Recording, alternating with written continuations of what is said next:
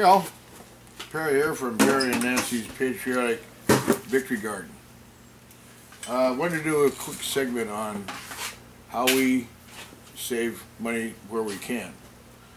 And I thought one of the biggest things we pay the biggest bucks for is what? Meat, fish, those things that are good for you. They always charge more for that kind of stuff. So we do the best we can in buying in bulk. Okay. Today I've got a whole beef brisket.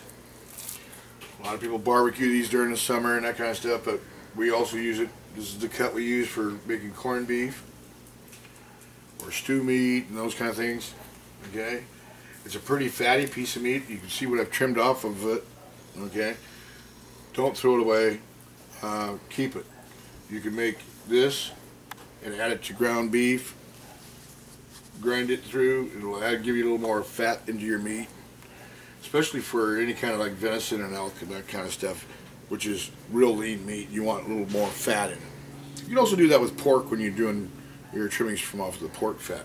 So I save that back. Okay.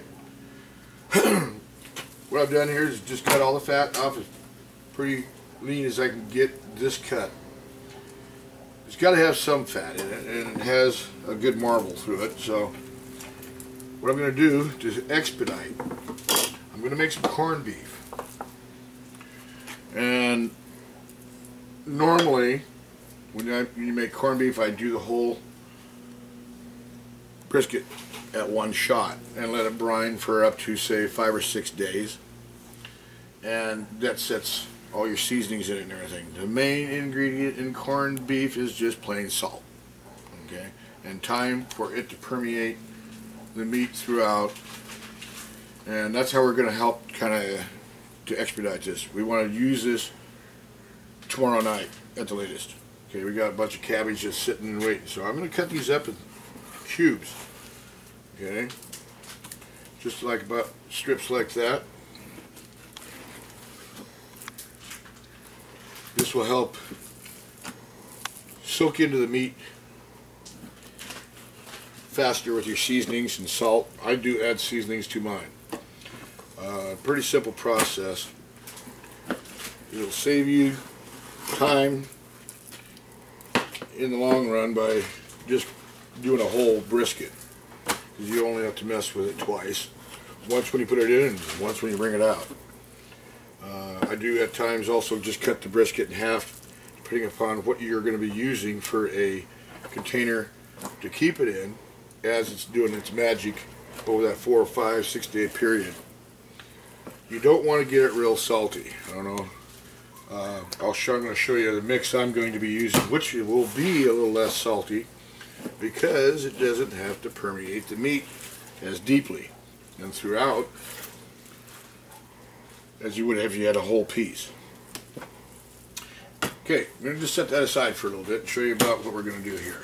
Okay, I'm going to chunk these up in fairly good sized chunks. Okay, some we're going to can plain, just the meat. Some we're going to be using to put with the cabbage so that you have the whole meal in one jar. So we're going to do that. I don't know if you guys need to sit here and watch me how I cut the cubes up that much, but you get the gist. Okay, we're going to make a brine here. Let me wipe my hands here for a second.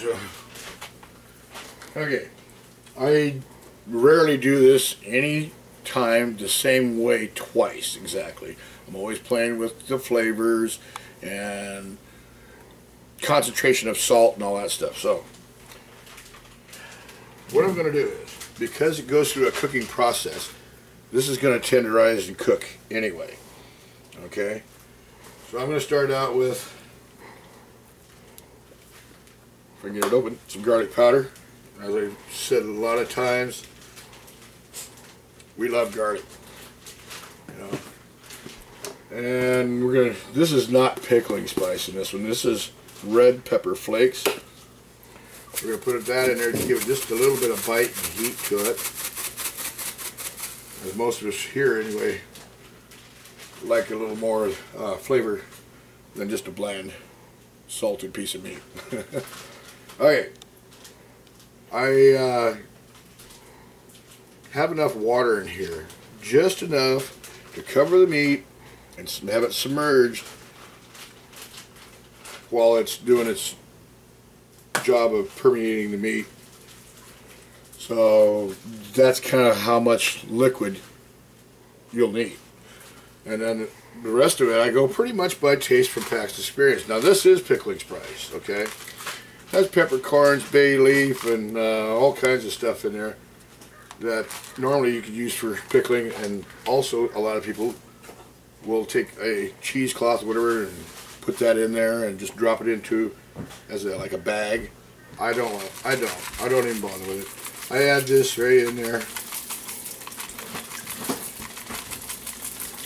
Maybe you want to get a shot of what that looks like. That's probably about 2 gallons of water in there.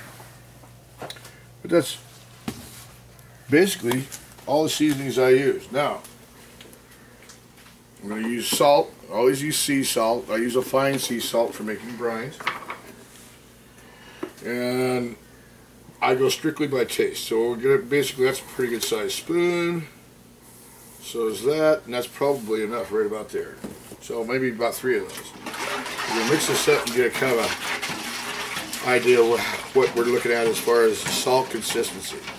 What you want to do is make it saltier than you would normally want to eat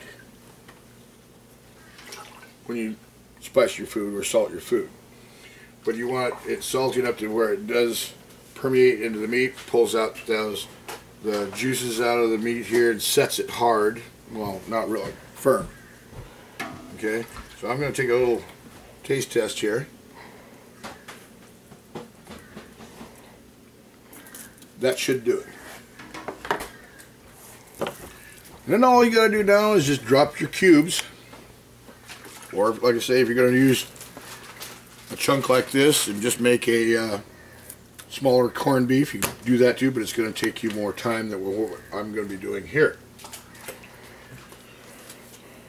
All said and done, when this is all cut up and everything and in the brine, I'm going to transfer this into a little 5-gallon bucket there, plastic. Everything, make sure it's all covered, and if you have to, sometimes just put a plate on it with a weight of some kind to make sure that your meat is submerged. If you're going to do a long 4 or 5 day brine, once a day go in there and stir it up. You know, just jostle the meat around a little bit, put that plate back down on there if you need to, and forget about it. Keep it in a refrigerator though. You don't want to leave it out in where it can get warm. I would say probably best at 50 degrees at least, or lower if you want to do it outside, because it's meat. It will turn rancid. Anyway, that's just about all we're going to do for right now. Next segment coming up here in a little bit for all you people who like meatloaf. We're going to can some. So Nancy's going to show you how to do that. Stick around. We'll be back. Hello to all my Patriot friends in Ram. See you soon. Later.